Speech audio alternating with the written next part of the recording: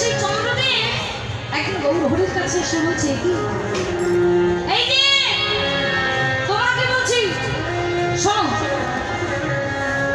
আচ্ছা আমি হলাম চন্দ্রদেব, এই জগতের সমস্ত অন্ধকার আমি আলোকিত করে দিই, সে ক্ষমতা আমার আছে, তাই আমি হলাম চাঁদ। কিন্তু সবাই যে তোমায় বলে গৌর চাঁদ, আচ্ছা তুমি কি কোনো অন্ধকার আলো করতে পারো? তুমি কি কোনো অন্ধকার দূর করতে পারো যার জন্য তোমাকে চাঁদ বলা হয়? গৌর হরি মৃদু হেসে বলছে, আচ্ছা চন্দ্রদেব, হ্যাঁ তুমি আলোকিত করতে পারো, কিন্তু কোন কোন জায়গা তুমি আলোকিত করতে পারো একটু বলবেন? ওমা, চাঁদ কোন কোন জায়গা আলোকিত করতে পারে? বাইরেটা বাইরেটা আলোকিত করতে পারে, কিন্তু ভেতরটা,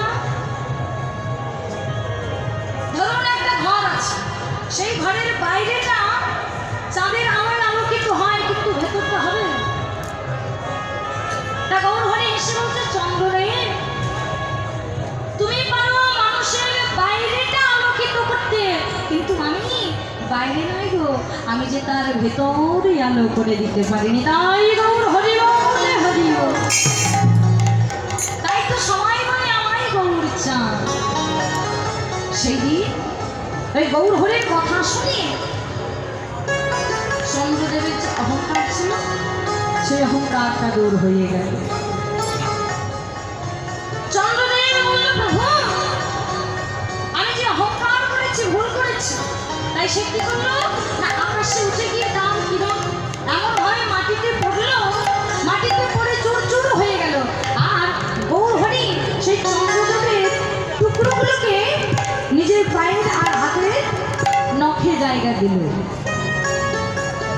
তাই বলছে, আমার গৌর হরিকে কেউ যদি একবার দর্শন করে, তবে তার মনে কোনোদিন রূপের অহংকার থাকবে না। এই মানব জীবনটা হচ্ছে অতি দুর্লভ, জানো? এই জন্মতে অহংকার করলে হবে না, অহংকার করলে অধোগতি হয়, ঊর্ধ্বগতি কিন্তু হয় না। 84 লক্ষ জনে ভ্রমণ করার পর কিন্তু এই মানব দেহ আমরা পেয়েছি। তাই বলছে, জীবন যখন পেয়েছো তখন হেলায় ফেলিয়ে দিও না, এই জীবনটাকে কাজে লাগাও। সংসার করছো ভালো কথা, অসুবিধে নেই, কিন্তু সংসারের সাথে সাথে যার জন্য এসেছো, সংসার শেষ হলে যার কাছে চলে যেতে হবে তাকে যেন ভুলে যেও না। এই জন্যই বলছে, মানব জীবনে পেয়ে যদি কেউ হরিনাম না করে তার জীবন বৃথা। তাই কি বলছে না, কি বলছে, কাহে না ভজিলে হরি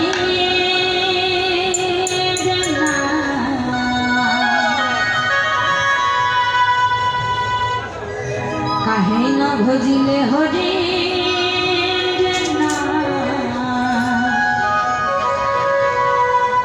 মানব জনম মানব জনম মানব জনম পায়া।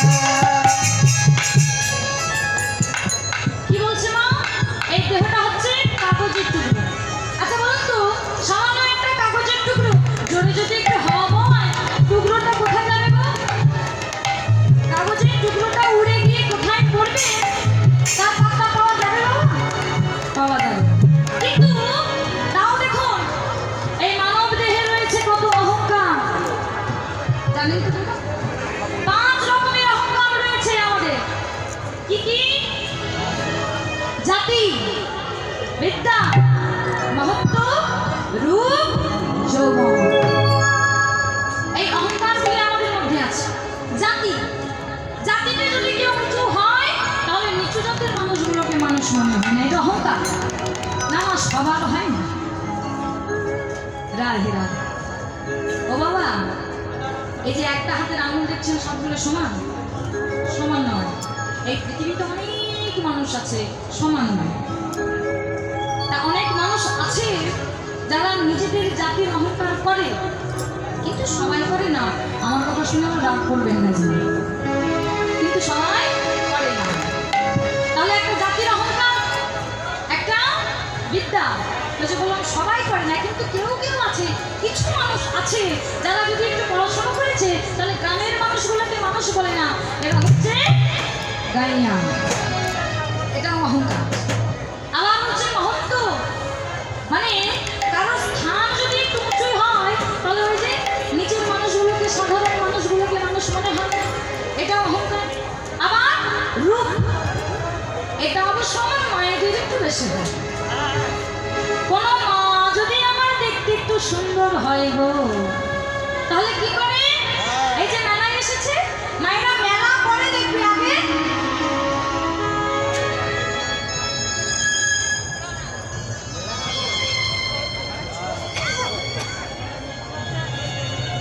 আগে তো নিজেকে দেখতে হবে না। এটা একটু মায়েদের অহংকার হয়, এটা রূপের অহংকার। যে রাধে। আবার হচ্ছে যৌবন। কি মা, যৌবনের অহংকার হয় না? এই ধরুন, এই যে জয়দেব ধাম 3-4 দিনের মেলা। আচ্ছা, কোন নাতি নাতনি, মানে যারা যুবক, তাদেরকে দেখেছেন বুড়ো দাদু ঠাকুমার সাথে মেলায় আসতে? আরে বাবা, এই বয়সে কি দাদু ঠাকুমার সাথে মেলায় যায়? এই বয়সে বন্ধুদের সাথে মেলায় যায়। হ্যাঁ, আমরা কেন যাবো বুড়ো বুড়ির সাথে? বলে দেখো, এটা যৌবনের অহংকার।